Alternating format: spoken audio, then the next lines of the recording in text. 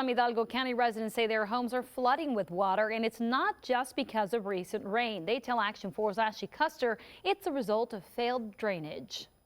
This may look like a lake, but it was once a green lawn. If you go into that area, it's about 3.5 to 4 feet deep.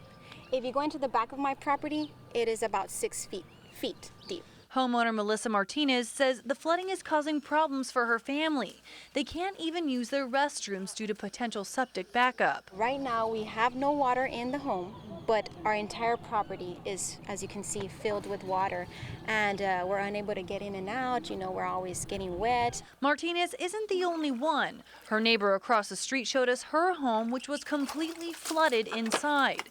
They had to pick up their furniture to keep it from getting water damage. Raul Sassin with the Hidalgo County Drainage District 1 tells Action 4 News his office has been getting a lot of complaints. But if you look at the area, you notice the road is not underwater, but you see a lot of the properties are underwater because it's just naturally low. A lot of the homes are built at grade. They keep saying it's a natural disaster, but I doubt that that is the sole reason of it, because we've been through 2 hurricanes before, we've had plenty of rain before. Water does accumulate, we are in a low-lying area, but never to this extent. It seems to us when we got here that water was gushing in waves. I mean, it was coming in, and obviously the drainage was not draining properly. Sassin says the county is hoping to change that. He says in 2012, the county approved an $84 million bond to put funds towards several projects for drainage issues.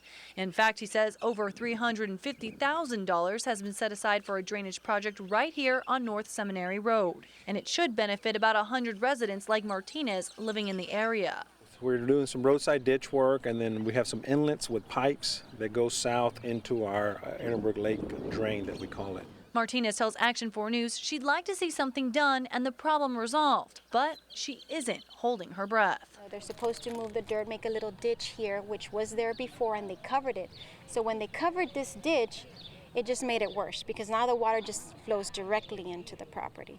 And so, you know, we'll see. I mean, I'm being hopeful that they will, you know, stick to their word and help us out a little. Sassin says the project is expected to be completed in the next 60 days. In Hidalgo County, Ashley Custer, Action 4 News.